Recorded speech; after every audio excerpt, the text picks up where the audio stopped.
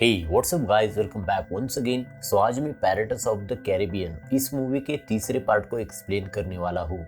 कहानी की शुरुआत में हम एलिजाबेथ स्वान और कप्तान बारबोसा को देखते हैं, जो कि सिंगापुर के समुद्री लुटेरों के सरदार साओफेंग से मदद मांगने जाते हैं। दरअसल उन्हें जैक स्पैरो को डेविड जोन्स के मौत के जाल से वापस लाने के लिए दुनिया के आखिरी छोर तक जाना होता है और वहां तक जाने का रास्ता साओफेंग के पास मौजूद नक्शे में होता है। लेकिन यहाँ पे साओफेंग वो नक्शा बारबोसा को देने से मना कर देता है, क्योंकि वो जैक स्पैरो का दुश्मन होता है।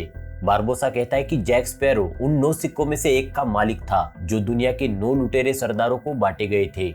लेकिन मरने से पहले जैक अपने सिक्के का वारिस किसी को चुन नहीं सका, इसलिए हमें उसे डेविड जोन्स के मौत के जाल से वापस लाना होगा और साथ ही हमारी बिरादरी को ईस्ट इंडिया कंपनी के आतंक से बचाने के लिए उसका जमघट लगाना होगा। उनकी ये बातें चल रही होती है कि उतने में वहाँ पे ईस्ट इंडिया कंपनी के सिपाही हमला कर देते हैं और अफरा तफरी सी मच जाती है। इसी बात का फायदा उठाकर विल साओफेंग के साथ एक सौदा करता है, जिसमें वो साओफेंग को जैक को सौंपने के बदले उससे ब्लैक पर्ल जहाज की कमान मांगता है। दरअसल यहाँ पे विल ने अपने पिता की आजादी के बदले लॉर्ड कटलर से एक सौदा किया होता है, जिसके मुताबिक वो ईस्ट इंडिया कंपनी के लिए जासूस का काम करता है। अब बारबोसा और उसके साथी साओफेंग से वो नक्शा और जहाज लेके सफर पर निकल पड़ते हैं। दूसरी ओर हम लॉर्ड कटलर को देखते हैं, जो कि हर एक समुद्री लुटेरे और साथ ही उनकी मदद करने वाले हर एक शख्स को मौत के घाट उतार रहा होता है, क्योंकि कटलर के कब्जे में डेविड जोन्स का दिल होता है और उसी के दम पे वो डेविड जोन्स को अपने इशारे पे नचाने की कोशिश करता है। लेकिन डेविड जोन्स को अपनी बात ना मानता देख वो काफी गुस्सा हो जाता है और कॉमोडोर नॉरिंगटन को वो संदूक देते हुए फ्लाइंग डच जहाज पर भेज देता है और डेविड जोन्स को उसकी बात मानने पे मजबूर कर देता है। दूसरी तरफ बारबोसा और उसके साथी रास्ता खो जाते हैं और एक बड़े से झरने से होते हुए दुनिया के आखिरी छोर तक पहुंच जाते हैं। वही हम जैक को देखते हैं, जो कि अपने आप से ही बातें कर रहा होता है कि तभी उसे उसके अकेले होने का एहसास होता है और वो ब्लैक पर्ल को समंदर की ओर खींचने की कोशिश करता है, लेकिन वो नाकामयाब हो जाता है और वही बेहोश होकर गिर जाता है कि तभी वहां मौजूद समुद्री केकड़े जैक की मदद करते हुए ब्लैक पर्ल को किनारे तक ले जाते हैं। जैक को किनारे आता देख बारबोसा और उसकी टीम हैरान हो जाते हैं। जैक को जिंदा देख सब काफी खुश हो जाते हैं, लेकिन एलिजाबेथ को उसके किए का एहसास होता है। यहाँ पे विल जैक को बताता है कि लॉर्ड कटलर के पास डेविड जोन्स का दिल है और साथ ही अब फ्लाइंग डच जहाज भी उसी के इशारों पे काम करता है और उसने लुटेरों की बिरादरी को खत्म करने की ठान रखी है और इसलिए हमें उसे मिलकर रोकना होगा। अब यहाँ पे ये सब लोग वापसी के सफर पर निकल पड़ते हैं। रात के समय बारबोसा के आदमियों को पानी में तैरती लाशें दिखाई देती है। टिया डेल्मा उन्हें बताती है कि समंदर में जो भी मारा जाता है उसे समंदर के आखिरी छोर तक पहुंचाने की जिम्मेदारी समंदर की देवी कैलिप्सो ने डेविड जोन्स को दी थी और इसके बदले वो हर 10 सालों में एक बार जमीन पे पाँव रख सकता था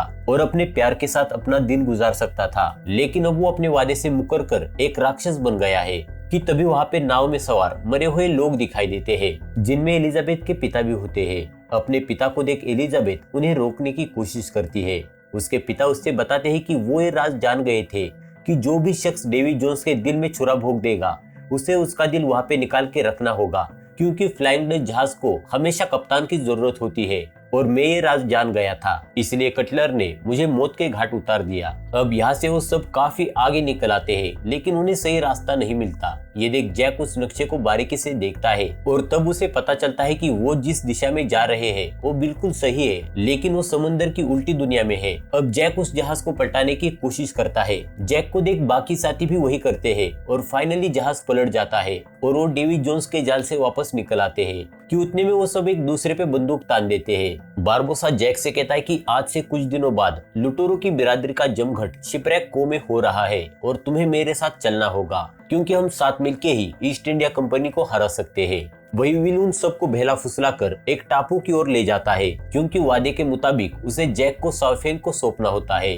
थोड़ी देर बाद वहाँ पे साओफेंग और उसके आदमी आ जाते हैं और ब्लैक पर्ल को घेर लेते हैं और जैक को पकड़कर लॉर्ड कटलर बेकेट के हवाले कर देते हैं। अब यहाँ पे कटलर जैक के सामने उसके साथ काम करने का प्रस्ताव रखता है। बदले में वो जैक की सारी करतूतें माफ करने के लिए तैयार हो जाता है और उसके बदले जैक को लुटेरों के बीच हो रहे जमघट की सारी खबर उसे देने का सौदा करता है। वही कटलर विल और साउफेंग से किए हुए अपने सौदे को तोड़ते हुए ब्लैक पर्ल को अपने कब्जे में ले लेता है। वही बारबोसा साउफेंग को गद्दारी करने के लिए कोसने लगता है। साउफेंग कहता है कि मुझे पता है हम डचमन जहाज से नहीं जीत सकते और वैसे भी कंपनी और डेवी जोन्स को हराने के लिए हमारे पास बचा ही क्या है। बारबोसा कहता है कि हमारे पास समंदर की देवी कैलिप्सो है जिसे हमने कई सालों पहले औरत के रूप में बांध रखा है और अब उसे आजाद करने के लिए मुझे वो सारे 9 के 9 सिक्के चाहिए। अब यहाँ पे बारबोसा की मदद करने के बदले साउफेंग एलिजाबेथ की मांग करता है, लेकिन बचने का कोई चारा न देख एलिजाबेथ साउफेंग की बात मान लेती है। उधर जैक सारे लुटेरों को कंपनी के हवाले करने के लिए मान जाता है कि उतने में ब्लैक पर्ल पर मौजूद साउफेंग और बारबोसा के आदमी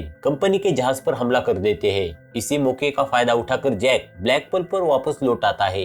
अब साउफेंग और बारबोसा दोनों अपने अपने रास्ते निकल पड़ते हैं। साउफेंग अपने साथ एलिजाबेथ को ले जाता है क्योंकि उसे लग रहा होता है कि एलिजाबेथ ही कैलिप्सो है, इसलिए वो एलिजाबेथ से शादी करने की ठान लेता है कि उतने में डचमैन जहाज उनके जहाज पे हमला कर देता है।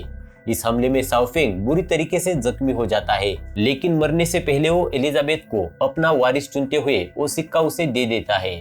वही नॉरिंगटन के सिपाही उन सबको कब्जे में ले लेते हैं। एलिजाबेथ नॉरिंगटन को बताती है कि कैसे लॉर्ड कटलर ने धोखे के साथ उसके पिता को मौत के घाट उतारा। ये सुन नॉरिंगटन को कटलर के काम पे शक होता है। अब यहाँ पे एलिजाबेथ को बाकी कैदियों के साथ कैद में रखा जाता है।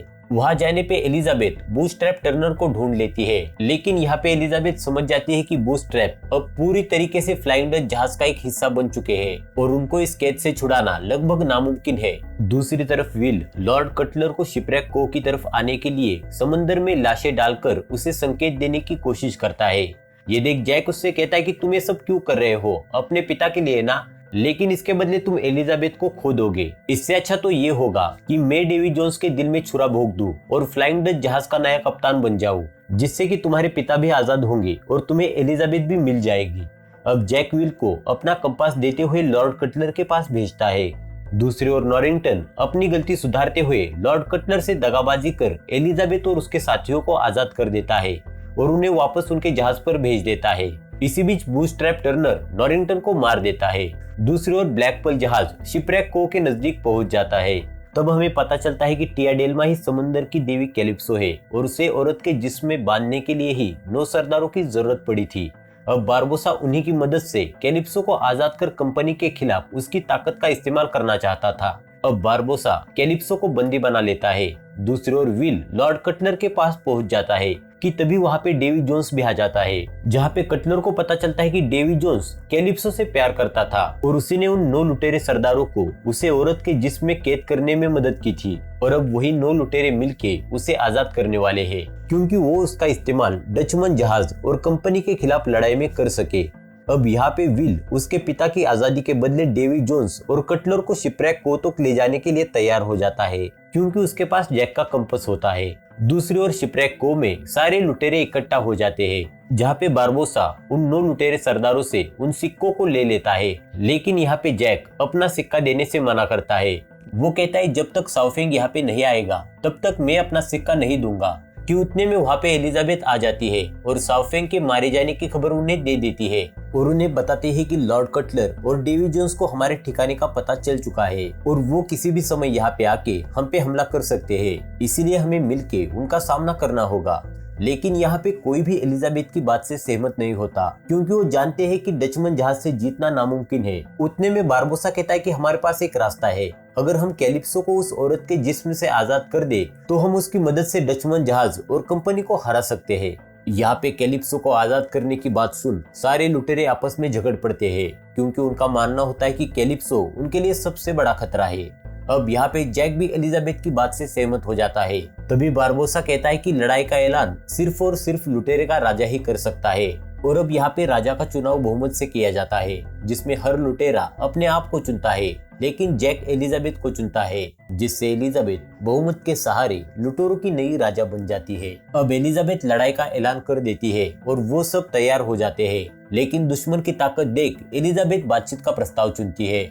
अब लुटेरों की ओर से एलिजाबेथ, बारबोसा और जैक बातचीत करने आ जाते हैं। वही दूसरी ओर से कटलर, डेवी जोन्स और विल आते हैं। वहाँ पर एलिजाबेथ विल के बदले जैक को डेवी जोन्स के हवाले करती है। वही बारबोसा जैक से वो सिक्का छीन लेता है। अब यहाँ पे लॉर्ड कटलर एलिजाबेथ को लड़ाई से पीछे हटने को कहता है, लेकिन यहाँ पे एलिजाबेथ पीछे हटने से मना कर देती है। अब जैक को डचमन जहाज पे कैद किया जाता है। उधर बारबोसा और उसके साथी उन 9 सिक्कों को जलाते हुए कैलिप्सो को आजाद कर देते हैं, जिससे कैलिप्सो अपने असली रूप में आ जाती है। अब बारबोसा कैलिप्सो से जंग में उसकी मदद करने की गुजारिश करता है। अब एलिजाबेथ जंग का ऐलान कर देती है। एलिजाबेथ के इशारे पे सारे लुटेरे लड़ाई के लिए तैयार हो जाते हैं। वहीं समंदर में तूफान आ जाता है। ये देख डेवी जोन्स समझ जाता है कि ये सब कैलिप्सो का किया धरा है। इसी तूफान के बीच डचमन जहाज और ब्लैक पर्ल जहाज दोनों आमने सामने आ जाते हैं कि तभी समंदर में बवंडर आ जाता है। बवंडर को देख एलिजाबेथ जहाज की कमान बारबोसा को सौंप देती है। अब दोनों जहाज एक दूसरे पे हमला कर देते हैं। वही जैक कैद से निकलते हुए उस संदूक को उठा लेता है जिसमें डेवी जोन्स का दिल होता है कि उतने में जैक के सामने डेवी जोन्स आ जाता है और उस संदूक को लेकर दोनों में लड़ाई होती है। दूसरी तरफ ब्लैक पर्ल पे लड़ाई के दौरान ही विल एलिजाबेथ के सामने शादी का प्रस्ताव रखता है। एलिजाबेथ भी शादी के लिए हाँ कर देती है। अब बारबोसा जहाज पे दोनों की शादी कर देता है। अब वहां से विल डचमन जहाज पे जाते हुए उस संदूक को ले जाने लगता है कि तभी उसके पिता उसे रोक लेते हैं। यहाँ पे विल अपने पिता की हालत देख समझ जाता है कि वो अब पूरी तरीके से डेवी जोन्स के कब्जे में है। वही एलिजाबेथ भी डचमन जहाज पे आ जाती है और डेवी जोन्स के साथ लड़ाई करने लगती है, लेकिन डेवी जोन्स के आगे वो ज्यादा देर टिक नहीं पाती कि उतने में जैक के हाथ उस संदूक की चाबी लग जाती है। एलिजाबेथ को खतरे में देख विल उसे बचाने के लिए डेवी जोन्स पे हमला कर देता है, लेकिन डेवी जोन्स पे उसका कुछ भी असर नहीं होता। अब डेवी जोन्स विल को मारने जाता है कि तभी जैक डेवी जोन्स के दिल को अपने हाथों में लेते हुए उसे विल को छोड़ने को कहता है, लेकिन डेवी जोन्स जैक की बात नहीं मानता और विल के दिल में तलवार भोंक देता है, जिससे विल की जान जाने लगती है। अब अपने सामने कोई रास्ता न देख जैक विल के हाथों से डेवी जोन्स के दिल में छुरा भोंक देता है, जिससे डेवी जोन्स की मौत हो जाती है और डचमन जहाज पे मौजूद सारे श्रापित लोग जैक और एलिजाबेथ की ओर बढ़ने लगते हैं। ये देख जैक एलिजाबेथ को लेकर ब्लैक पर्ल पे लौट आता है। वही बूस्ट्रैप विल के दिल को निकालकर उस संदूक में रख देता है। अब डचमन जहाज समंदर में डूब जाता है और तूफान थम जाता है। अब जैक अपने आदमियों से लॉर्ड कटलर के जहाज पे हमला करने का हुक्म देता है कि उतने में जैक का साथ देने डचमन जहाज अपने नए कप्तान विल के साथ वहां पे आ जाता है। वही डचमन जहाज पे मौजूद सारे आदमी श्राप से मुक्त हो जाते हैं। विल को जिंदा देख एलिजाबेथ काफी खुश हो जाती है। वही डचमन जहाज और ब्लैक पर्ल को अपनी तरफ आता देख लॉर्ड कटलर डर जाता है और इसी मौके का फायदा उठाकर विल और जैक कटलर जहाज की धज्जियां उड़ा देते हैं, जिसमें कटलर बैकेट मारा जाता है और लुटेरों की जीत हो जाती है। अब यहाँ पे सब अपने अपने रास्ते निकल पड़ते हैं। वही विल आखिरी बार एलिजाबेथ से मुलाकात कर निकल पड़ता है अपने कभी ना खत्म होने वाले सफर पे, क्योंकि अब वो सिर्फ 10 सालों में एक बार ही जमीन पे आ सकता है। उधर बारबोसा फिर से जैक को धोखा देते हुए ब्लैक पर्ल को अपने साथ ले जाता है, लेकिन जैक बड़ी ही होशियारी के साथ बारबोसा के पास मौजूद उस नक्शे के जरूरी हिस्से को काटकर अपने पास रख लेता है और वहां से वो दोनों निकल पड़ते हैं एक अनजान सफर पर। और इसी के साथ यहाँ पे मूवी खत्म हो जाती है। सो दोस्तों, आपको ये एक्सप्लेनेशन कैसी लगी प्लीज मुझे कमेंट करके जरूर बताना। सो मिलते हैं नेक्स्ट वीडियो के साथ।